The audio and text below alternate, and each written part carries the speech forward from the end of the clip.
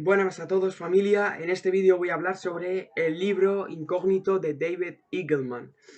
No voy a hablar sobre todo el libro, voy a hablar de las partes que me parecen más interesantes y más entretenidas para que luego incluso vosotros podáis continuar leyéndolo más a fondo. Eh, Así que nada, es un muy buen libro, sobre todo si estáis estudiando psicología o cosas relacionadas con, con ingeniería neuronal y todo este rollo, pues está muy interesante.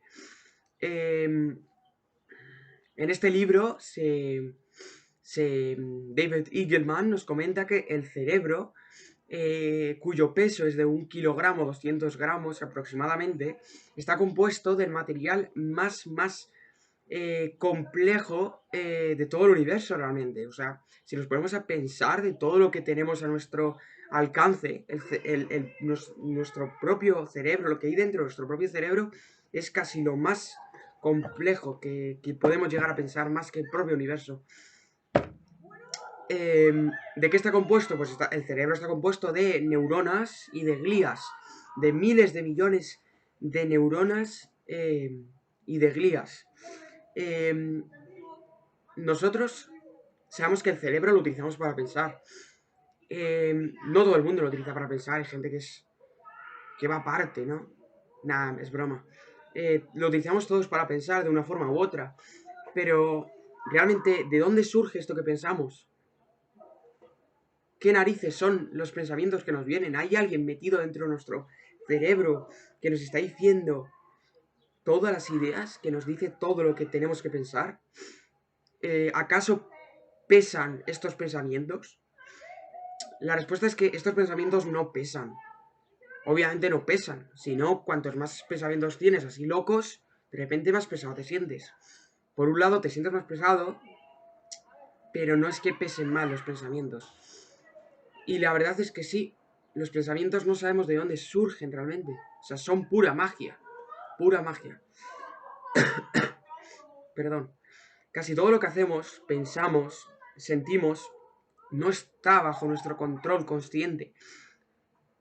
Casi todo lo hacemos de manera inconsciente, ya lo tenemos automatizado por nuestra propia biología. De hecho, hay ciertos casos de científicos muy importantes, o de filósofos, o lo que sea, o de incluso músicos y artistas, que se les ocurren y a los que se les ocurren ideas que no saben muy bien de dónde surgen. Pues el propio James Clerk Maxwell comentó que él realmente no descubrió las leyes del electromagnetismo, sino que algo en su interior, algo en su cabeza, algo en su cerebro, en el interior de su cerebro, las había descubierto, no él. Alguien se lo dijo, así de repente. Le llegó la iluminación y de repente sacó una de las leyes más importantes de toda la física. Incluso otros, por ejemplo Pink Floyd o Carl Jung, pues también decían que tenía que haber alguien en su cabeza que no era él, porque hacía diversas acciones y diversos pensamientos le salían y diversas ideas se le ocurrían sin ser el mismo consciente de ello realmente, le salía de repente. Y es que hay una vastedad en nuestro espacio interior, una vastedad. Leibniz propuso que realmente la mente es una combinación de partes accesibles para nosotros y partes que son totalmente inaccesibles, que no tienen ninguna lógica. Por ejemplo, de donde surge la creatividad, puede llegar a ser algo inaccesible. O incluso partes, eh, ciertos problemas mentales o psicológicos, pueden incluso estar en esa zona inaccesible.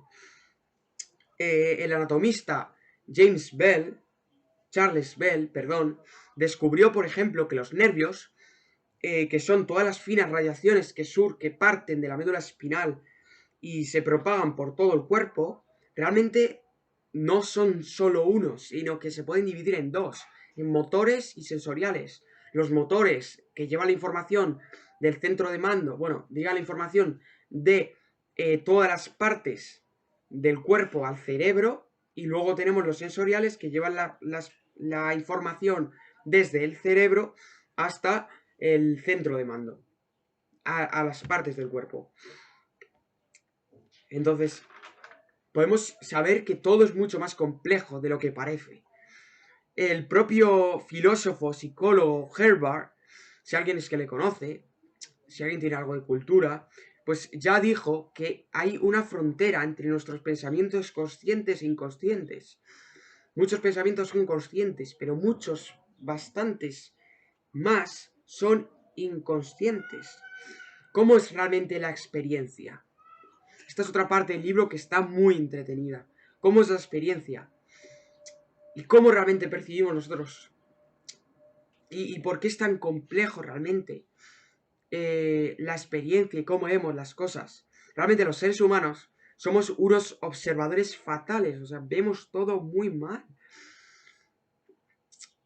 No ver, o sea, lo vemos de nuestra manera. Lo que pasa es que no llegamos a observar por nuestra propia biología, tendemos a observar las cosas mal, sin mucha precisión. O sea, la intuición sugiere que nosotros abrimos los ojos y voilà, aparece el mundo ante nosotros. Pero consideremos lo que sucede, por ejemplo, cuando uno mueve el brazo. Cuando uno mueve el brazo, el cerebro depende de miles de fibras nerviosas que registran estados de contracción y estiramiento del brazo. Se estira, se contrae. Entonces el cerebro tiene que registrar todo eso. Y sin embargo, nosotros realmente no sentimos nada. Yo puedo mover el brazo, lo contraigo y lo estiro todo el tiempo y realmente yo no me entero de la acción. Está siendo totalmente inconsciente, automática. Mi cerebro lo hace de manera automática. Pero realmente es algo mucho más complejo. Nuestro cerebro está totalmente loco de lo que hace. Es algo mucho más complejo.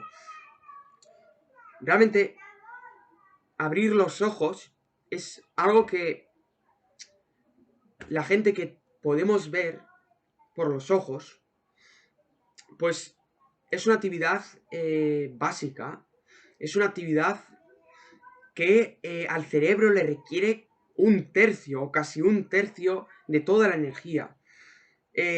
Realmente el cerebro tiene que realizar un ingente trabajo para poder ver y para poder captar todos los millones de fotones que engendran los ojos. Vosotros pensar, o sea, para poder ver constantemente, o sea, es que es un trabajo brutal, brutal. Sabemos que hay fallos en nuestra visión. Sabemos que muchas veces cuando miramos algo, realmente no lo vemos todo en 3D, sino que tenemos una especie de... sino que realmente nuestros ojos solo acabamos viendo esbozos en 2,5D. O sea, no acaba siendo un 3D del todo. Por eso muchas veces vemos de manera distorsionada. Además, la visión es activa, no pasiva. Entonces, nuestra visión, por ejemplo, si yo os dibujo un cubo, no hay una forma solo de ver el cubo. El cubo está dibujado solo de una forma.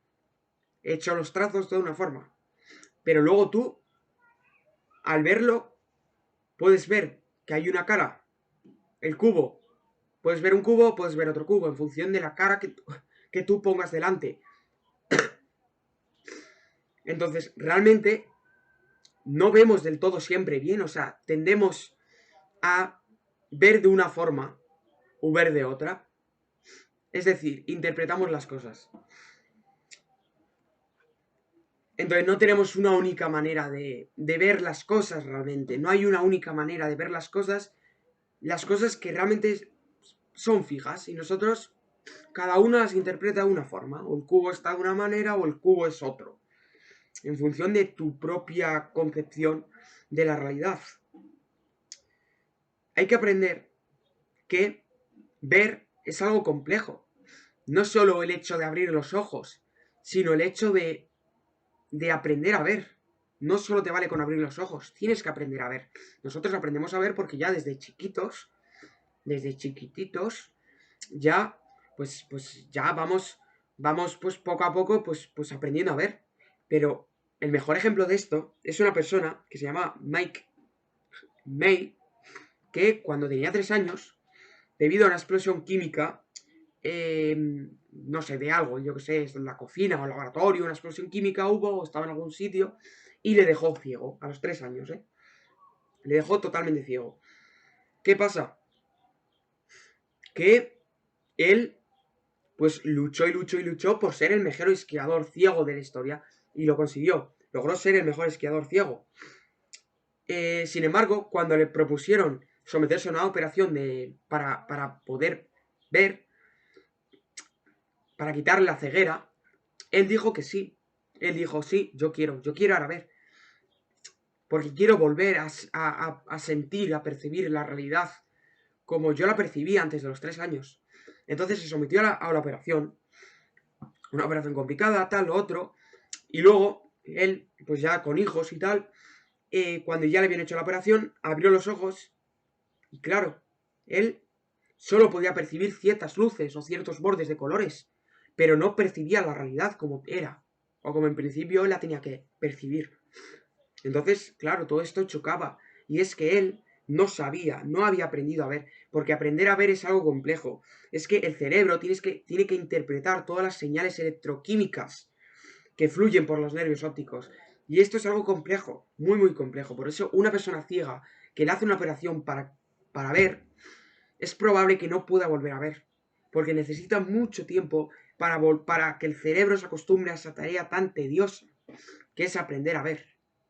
Es como si tú quieres aprender ruso, pues a lo mejor te cuesta bastante, si tienes que ponerte tal o otro, pues es más o menos parecido. ¿Qué pasa? ¿Por qué los ciegos realmente pueden ver? Es que realmente, o sea, los ciegos no ven, pero sí que se pueden mover y tal, ¿no? Porque, bueno, tienen los otros sentidos más desarrollados, tal.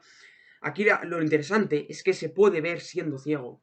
Un ciego realmente podría ver, puede ver. Y es que esto va a parecer sorprendente. A mí me chocó, a lo mejor tú ya lo sabes, o lo que sea. A mí me chocó de primeras, pero es que se puede hacer un cambio de sentido.